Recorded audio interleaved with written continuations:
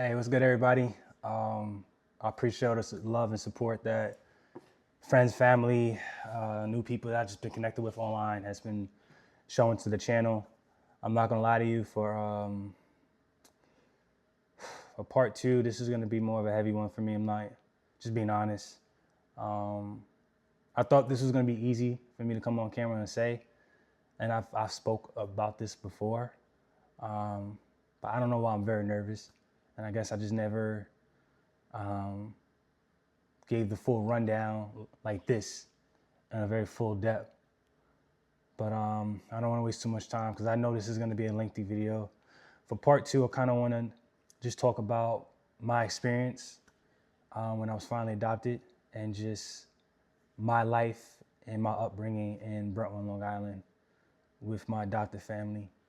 Um, Many people think adoption was the moment my life got together, but it was actually some of my most deepest wounds that happened in the household.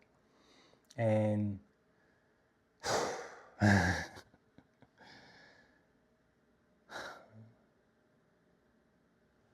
when I was finally adopted and I had a family in Brentwood, I know on the outside to a lot of people, it looked like I was in a happy, healthy home, but that's not what it was the case on the inside. So if you watched the previous video, I said that I met Mr. and Mrs. Drummond in the middle of the living room of one of my foster homes. And I had a pack of bag in my tidy whitey, some toys, and I was in the car on the way to Brentwood, Long Island. I didn't say this in the previous video, but my real name, what I was actually born with, is actually Deshaun Dorian Roberts. And when I was adopted, they switched my middle name with my first name, and they took my, they removed my last name and put their last name, the Drummonds. The reason why we were adopted, my dad, when he met my adopted mom, she was a single mother with 3 adult kids already. And by the time, they got married and things of that such, he's never had kids before. He wanted to have kids. And this is where me and my 2 siblings came in. Again, I don't want to say names out of respect because this is, I want to respect their privacy, but I also just want to share my story through my lens. Like if you talk to any one of us, you'll probably hear a different story because we've all saw what we went through in that house from a different perspective. So my dad never had kids and he wanted to have kids and they were in their 50s already. So they adopted 6 kids from the system. First was me and my 2 siblings, then came another one by herself, and then the last 2 came. In total, it was 6 of us and we were the Drummond kids. Early on, I would say when we first got there was the tightest we were as a group, as a family, when we were younger. As kids in general, they already had other family members that was living there when we got there, and eventually throughout the years, they eventually one by one all left, and it was just the 6 of us with Mr. and Mrs. Drummond, and it was like one of their adult childs lived in like the basement apartment. God, it's just tough. What I'm gonna say today and what I'm gonna share is not to trigger anybody. It's not to make my parents look bad or shitty. I have done numerous amount of work to heal over the years and get over it. I just think it's hard to talk about it on camera because I know there's a lot of people that don't know this story. I know, just in case one of my siblings see it or anything like that. Like, I'm not here to talk shit to anybody. I'm just really here to just spread my truth and hopefully inspire people because I know there's a lot of people who's been through what I've been through. But early on, like I said, we that was the closest we were as a unit. That was the closest we were as a family, I would say. My mom, most of her time was always in bed. She had MS, and she was always very sick. So 9 out of 10 times she was in her room. It was really just my dad running around with us, driving us everywhere, running around with us everywhere, disciplining us, like those kind of things. When I look back at it, I think as a unit, we were a lot closer with my adopted dad than my adopted mom. Growing up in that household, my dad was not a man of much emotions, but he felt more like a mother to us. But he was a dad. You know what? Let me speak to myself. Let me speak for myself. Apologies, because I said I wasn't gonna speak on my siblings. He felt like more what a mom would be, more caring and loving parent. But he wasn't emotional. You didn't really see that man cry. He was very big on this like structure and those kind of things. But he did the best. I know he did the best he can, even though he made a lot of mistakes. I know he did the best he can. Um, when I look back at it, Mama Deuce is just something different, man. Mama Deuce is just something different. And I think my fallout with my mom really started really happening once I got to like 25, 26, 27, when some of the mess up things that were happening to me, when I found out it was happening to like a bunch of us in the household, and you start hearing some of the lies and the things, and you just start looking back and you really start seeing what happened, and it kind of messes up your perspective and changes things. Apology if I'm rambling or I'm like not really organized with this, because I am a little nervous. But let's just get straight into it.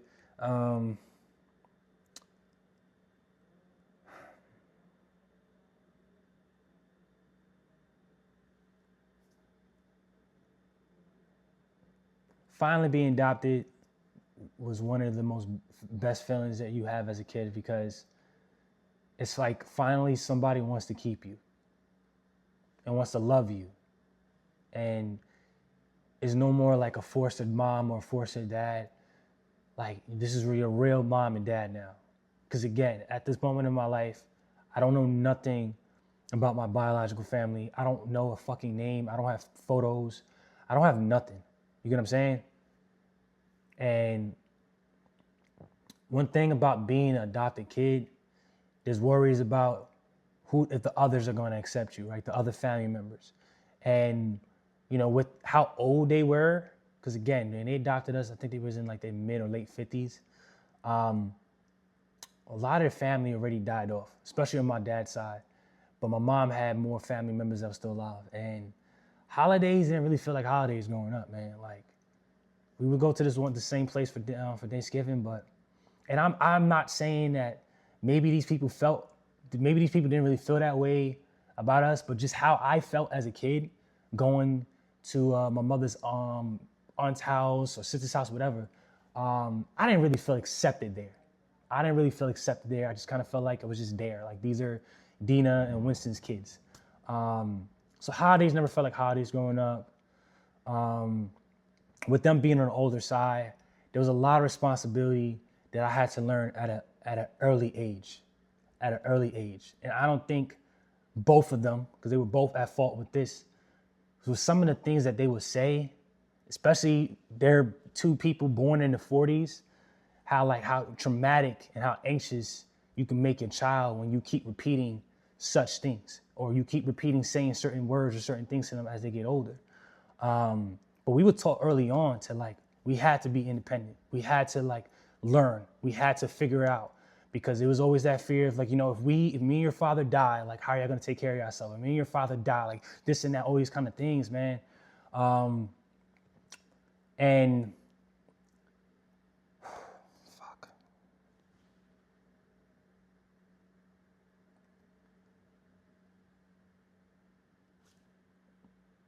My mom has a lot of grandchildren.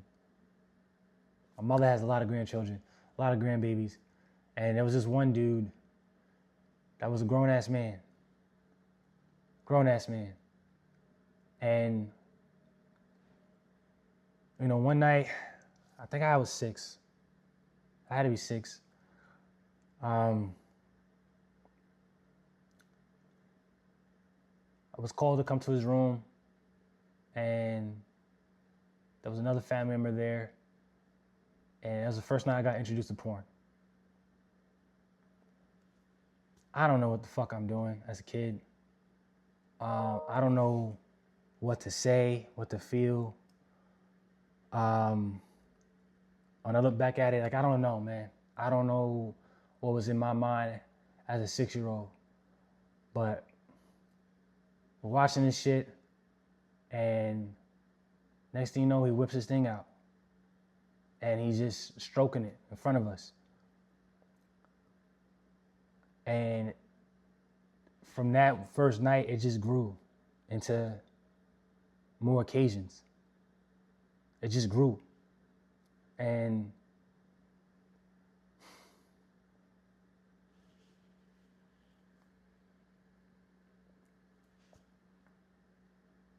he would invite me to his room with candy.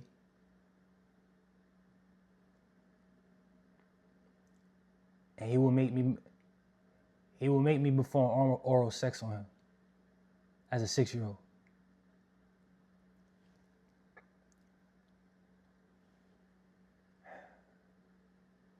And people fucking knew. And you know, as a young boy, that young, I don't know what the fuck I was doing. I didn't know who to go to. I just kept it to myself. For many years. And, you know, I'm not going to say this person's name, but there was one person, anytime they were mad with me or I pissed them off, they would just say it out loud. This is why you sucked so-and-so. This is why you suck so-and-so. It happened at one time at one of my birthday parties at Fridays. I think I was turning 9. Like, they would just always throw that shit in my face anytime they were mad.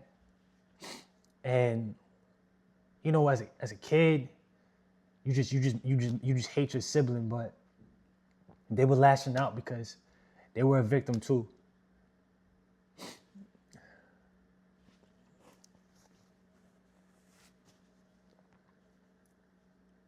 And to find out around like 25, 26 that like my parents was informed or they were told and they didn't do nothing, yo, that fucks with you. That definitely fucked with me a little bit. When I found out at 25, 26, I didn't know that they knew. I didn't know that somebody spoke up to them and they didn't do nothing. And this same dude was around us in our teenage years and high school years, coming back around the house and we're kicking it with them on certain holidays. And it's just like, it's one of those things that you kind of fucking grow like just numb to it. And that shit is not normal. It's not normal at all. And this type of shit happens in a lot of homes. This shit don't make no sense. It don't make no damn sense. But I had to live with that for so many years. And then once you start learning about like sex and females and males, and you start learning about the GAY word, and it's like you start to question yourself as an identity. Like, am I that? Because since I did that at 6, am I that?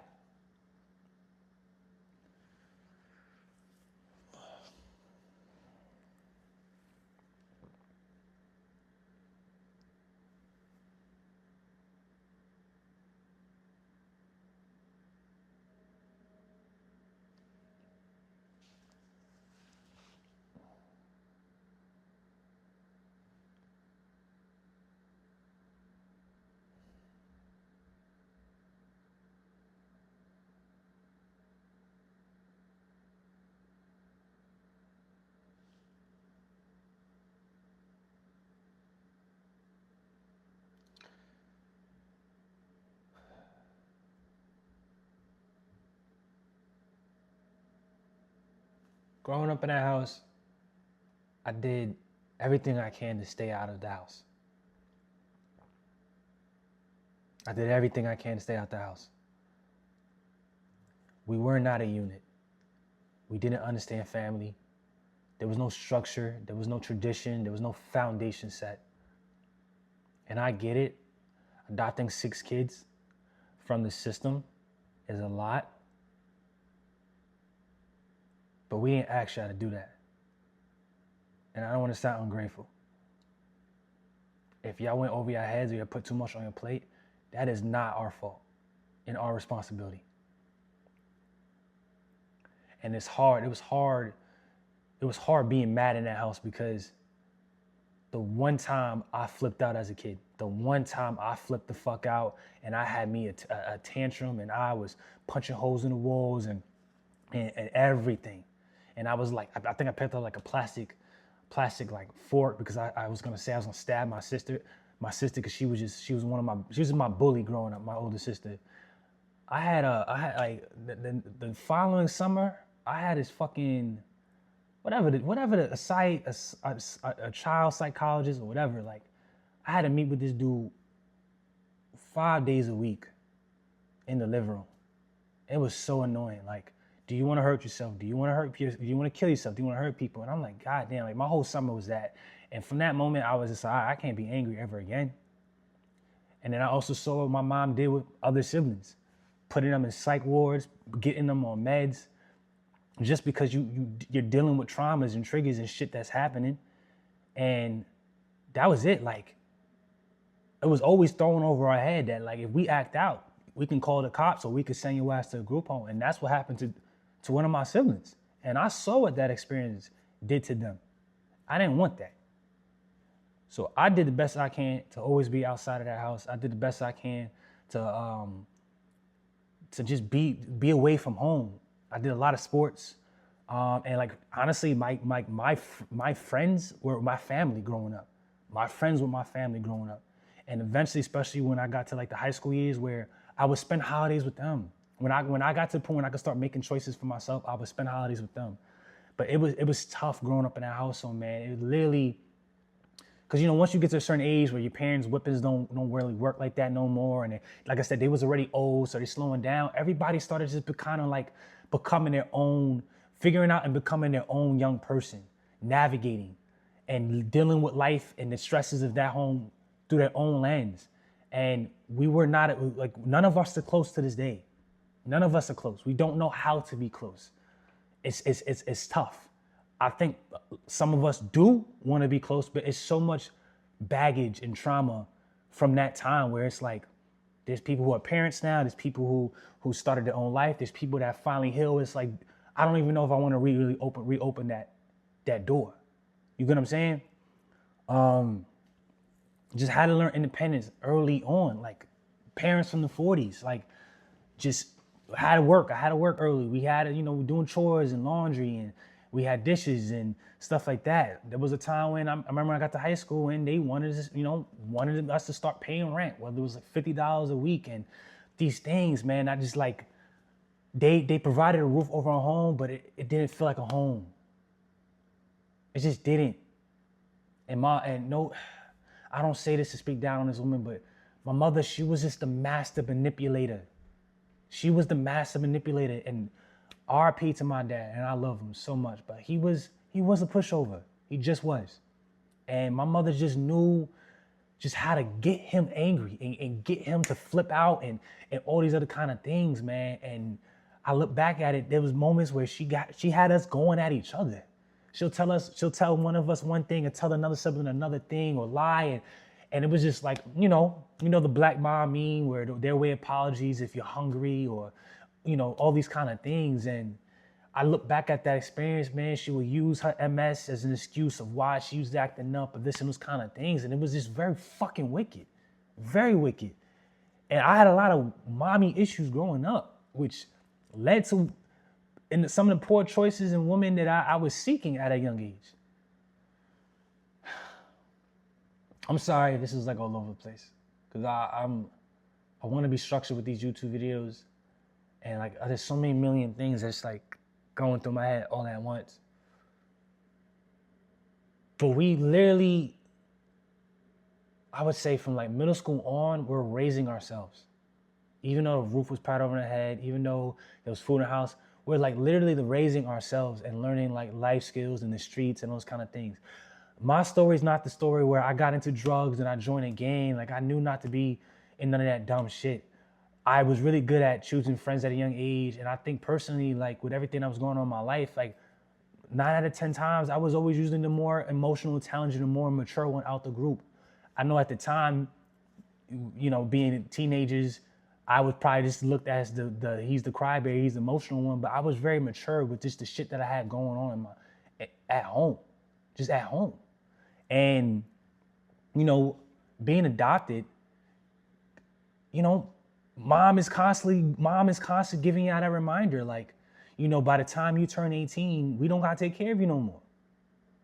You know what I mean? Like that was a normal saying in that household. When y'all turn 18, we don't have to take care of y'all no more. When you turn 18, the system said, all we gotta do is make sure there's a roof over your house, but we don't have to take care of y'all no more. And that's, you know, when you're 15 and you're 14 and you're approaching 18, it's like in the back of your head, is just a bunch of anxiety building up. But in the back of your head, you're like thinking about, all right, I gotta have this, like, what do you do? What do you do? There was a moment we had a family meeting. And again, whether my dad, you know, had a good intentions from it, because I do feel like he was the parent that cared more, it was still hurtful to him say that. But we had a family meeting, and he like, my mom and them, and they were just like, they made a mistake. They said, well, they adopted way too many of y'all. Way too many of y'all. This was a mistake. And hearing that, it's tough to hear. At 17, and that was tough to hear. Not gonna lie, tough to hear. We had to start working early on because it was too many of us, right? So it's not like my mom and dad had money like that. And you know, we were very regular middle class families. So, you know, once we got to the point where we could start work, we had to get jobs. We had to, like, you know, pay for our clothes and this and that and those kind of things because it was just too many of us. Proms, you know, you had to cover your own prom. You had to cover this. You had to cover these things, man. We're not like we took family trips. It's not like I said, holidays always felt weird growing up. I could count on like literally one holiday where it felt like we bonded and it was really dope. But that's one holiday. I don't want to sound ungrateful and like I don't appreciate what they did for me. But that was a very toxic upbringing, a very broken home. A very broken home.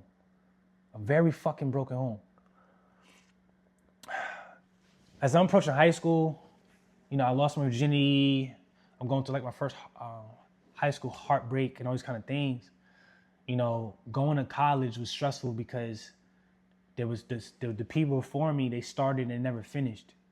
And mom and dad did not go to school. They didn't have no college experience like that. So I'm literally generally just a first generation college student. And I share this in a lot of my talks before, and I share this in my Q&A video where I had a guidance counselor who wasn't doing her job, and I met a woman named Miss Shervington, and I told her I didn't want to go to college no more because I literally was doing fast food. I was doing all that on my own. Like mom and dad didn't know how to help, and I was on my own for that. I had to figure it out. I didn't have no siblings that knew how to do all that, and Miss Shervington walked me through it, man, and she got me into EOP program in June of 2011, and the deadline for EOP was like February. And I started my college career at OS. And going into college, it was such a different world for me. It was a different beast because I never went to the boroughs like that growing up. I never like was in the city like that. So I'm now meeting students from like Brooklyn, the Bronx, Harlem. I'm learning about different fashion styles, all this kind of thing. So it was a different world for me, not doing those 4 years. But I didn't have help at all. My first semester, I remember my mom was like, yo, listen, we're going to get you room snacks for your incoming freshman semester. After this, you on your own. You got to get a job. You got to work. So move in and move out, I had to do that shit on my own. Taking trains from Brentwood to Old Westbury, moving in by myself. I had to provide my own room snacks. There was no, let me hit mommy and daddy up and if they can cash at me or put money in my account. I had to do that. When I got to Old Westbury, because it was such a mixy campus, I didn't care about being in the mix. I didn't care about being popular and being cool. I didn't care about trying to bag chicks. I was so focused on like, I need to like become something because I knew what was back at home. And nobody up to that point had finished college, has finished a 4-year degree. So, you know, coming home on certain breaks, it was stressful because I'm coming back home and like, this bullshit, there's a bunch of nonsense going on. Like I remember I came back home for one break and there was no dishes in the pantries. There was no forks and plates. And I go to my parents' room and I'm like, why is there no bowls? Why there's no plates? Well, since none of y'all want to wash dishes, y'all gotta we had to sign a paper for a bowl, to use a bowl. And once we was done, we had to wash it and bring it back to their room. And I'm like, what this got to do with me? I was at college. Like, it was just so many different things, man. Like, my mother used to love putting like these notes on the refrigerator, just pretty much telling us how much we ain't shit, or how much we too grown and too old to be dealing, like, to be living like this, and y'all need to grow up, or y'all need to start, like. And I was just like, man, like, I did everything I can to stay out of the house, personally, because I knew what was back at home. It's a lot of anxiety, a lot of anxiousness. It's a lot of dumb stuff, man. And my mom, like, again, just massive manipulated. Like, it took so many years to, like, heal from her. She was one of those old school women where it was just like, when she's talking, you guys shut the hell up and listen. And when you want to get your point across, she doesn't let you get your point across. You're going to shut the hell up and listen. And when she's done, she was done. If she cut you off, she cut you off. There was no speaking. And that used to, like, bug the fuck out of me, man. Like, seriously. Bug the hell out of me. I didn't have that relationship with my mama. Was my first love. And she showed me a feminine side and told me how a woman's supposed to treat you. That wasn't the case. She was very strict and very, very old school mentality. But she didn't own up to her mistakes. She doesn't know how to apologize. And she just was very good at manipulating your emotions and say certain things to trigger the fuck out of you, to the point where it's like you blaming yourself. And it took years and years for me to realize, like, holy shit. She ain't perfect. I forgive her. But I ain't gonna sit up here and lie like I got a relationship with her to this day. I don't. So navigating college was tough because it's like, you got finals and you're trying to deal with finances. You're trying to live with the ups and downs of being a college student on a 4-year campus. And it's just like, you don't have that support to show you, like, ins and outs of how to navigate college, especially from a financial level. I'm a college student and I'm working 2 jobs. I'm doing an overnight job. I'm doing a job in between classes and those kind of things. And I barely got past. I graduated with 2.6 and I barely got through it.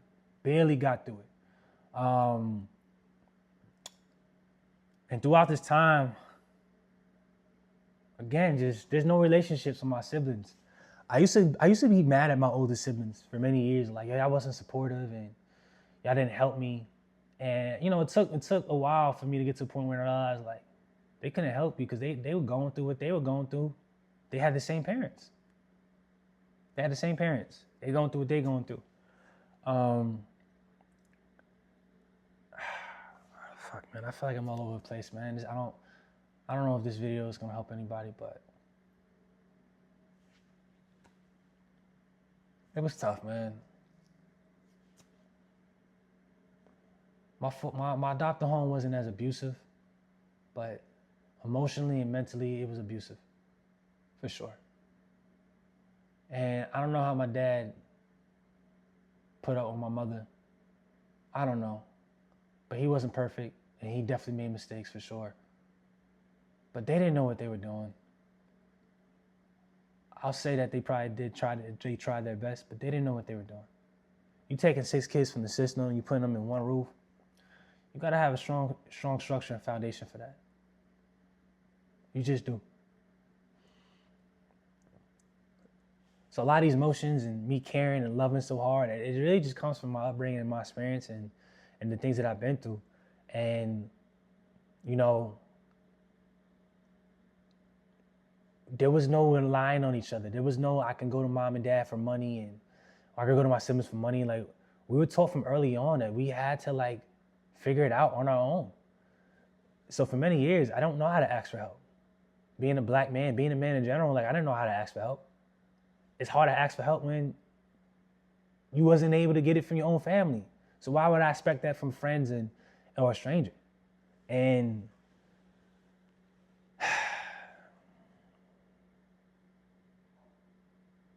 it took a while, y'all, for me to, like, get through these emotions, man. Because life after college, and that'll be for part 3. Life after college was so fucking tough, bro. Life after college was so tough, man. And I was so hard on myself because I was just angry. Like, I didn't know what the hell I was doing. I was literally like thrown in the fucking fire straight out of college. And I did my best to like, I was never a straight A student, but I didn't get no girl pregnant. I never ended up in jail. I wasn't fighting in school. I didn't do drugs. Like I did my best to be a good person throughout my time growing up in Brentwood. I did my best to be a good friend. I did my best to have good people around me and good influences around me. And I had a lot of examples of what not to be.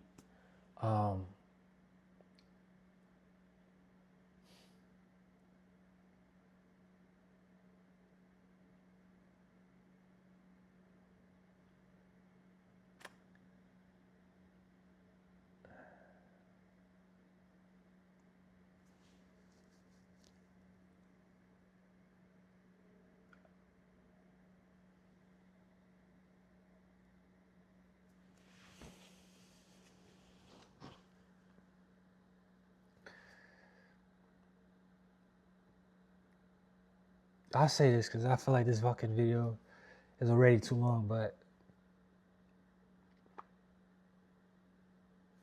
I don't want this for my kids at all. Like I don't want none of that.